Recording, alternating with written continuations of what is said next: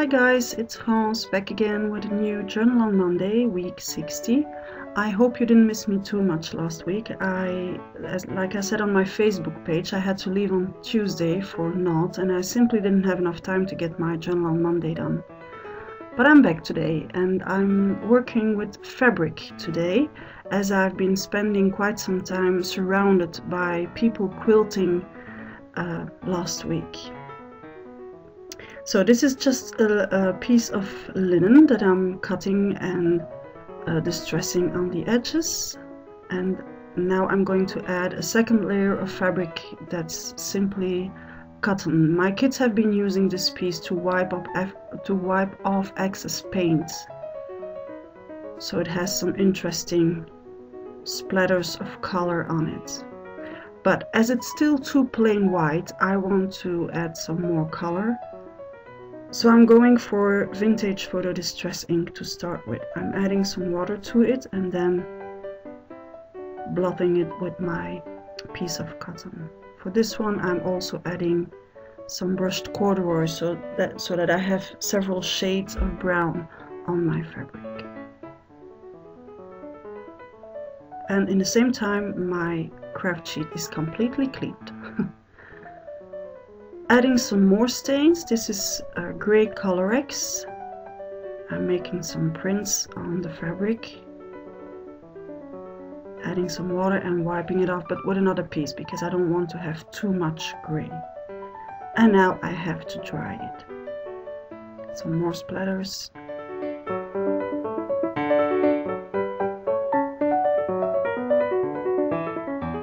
Now my linen isn't flat enough to be put in my book, so I want to use my iron to flatten it a bit more, and it also helps me to dry my cotton faster. But as you can see, I don't want my cotton to be plain flat.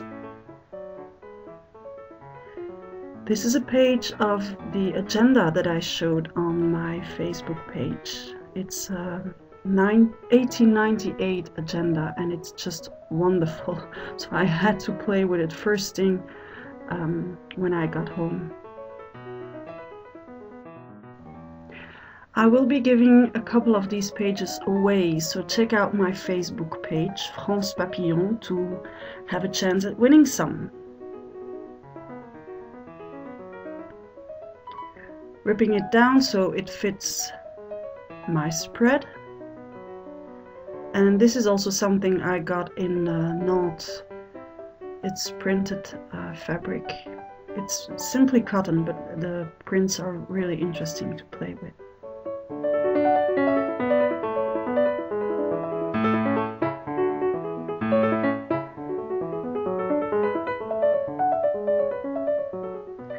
I'm adding vintage photo distress ink on the edges that I've been ripping away so that they don't seem too plain white or clean compared to the rest of the edges. And now I can start assembling my pieces. I'm using double-sided tape because my glue would sip through the fabric, which I don't want. Today's video is about a bit more than 10 minutes long, and it took me 50 minutes to make my spread, so it's really a short one this week.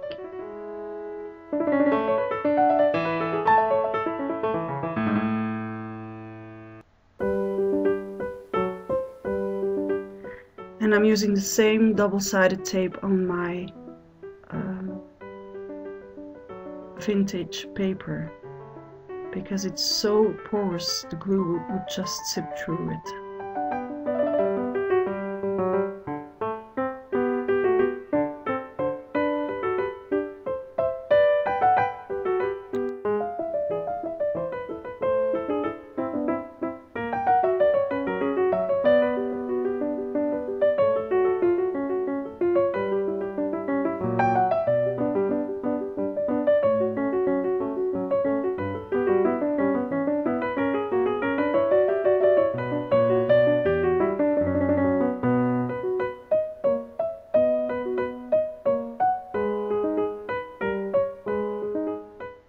I want to use this piece of fabric as a pocket so that I can put a tag inside of it.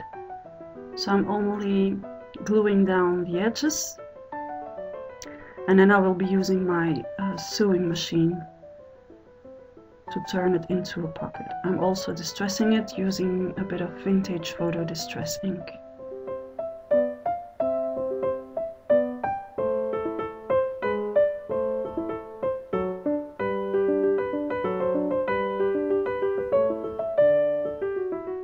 I'm marking the fold so that I can see where my pocket has to be.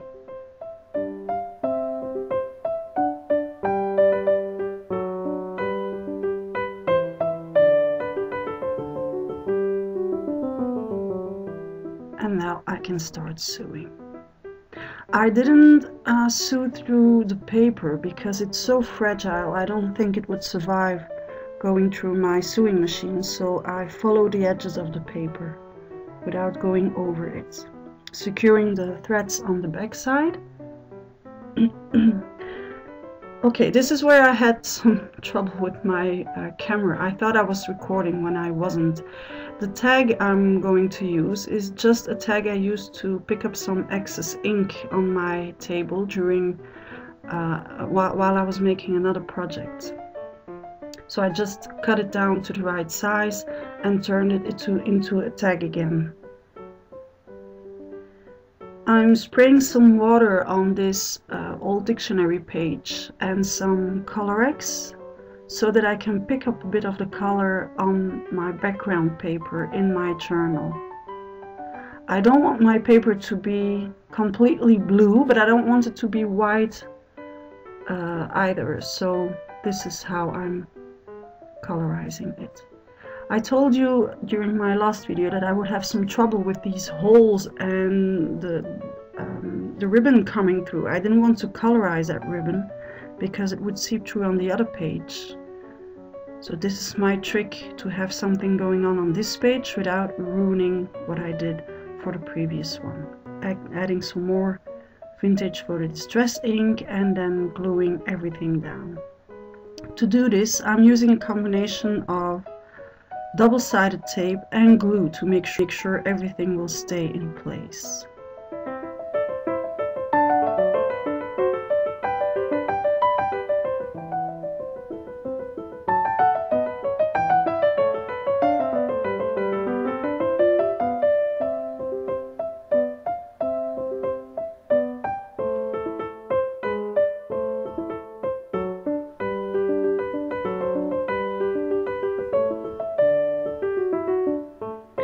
Now I can use my little tag to add some journaling.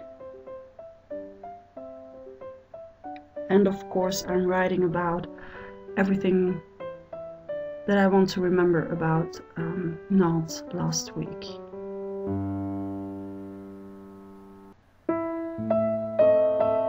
Adding my date stamp with Archival ink.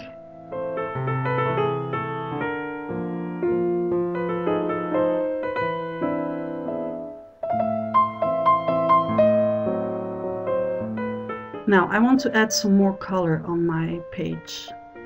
So I'm going to use some molding paste that I will be colorizing using the same Colorex that's on the tag. But I don't want it to be plain blue, so I'm adding a first couple of drops that I'm really blending into the molding paste, and I'm adding some more, but these won't be blended completely. I'm just giving it a little stir without insisting too much, so that you can see I have some different shades of blue going on. And using a dilution mask, I'm just making 3 circles to add some more color. Once this is dry, I'm using a bit of gesso to accentuate the texture of my fabric. So I'm first going all around the edges, and I'm only using a tiny bit of gesso. It's not to have it looking white, it's more to have the texture accentuated. And once I've done all the edges around, I'm also going a bit over the paper and the 3 circles. But again, very, very lightly. I will also be adding some gesso on the rope of my tag after attaching it in a nice shape using my tiny attacher. Well, that's it for today. It's a very short video, like I told you. I hope you liked it. See you back next week and have a happy one. Ta-da!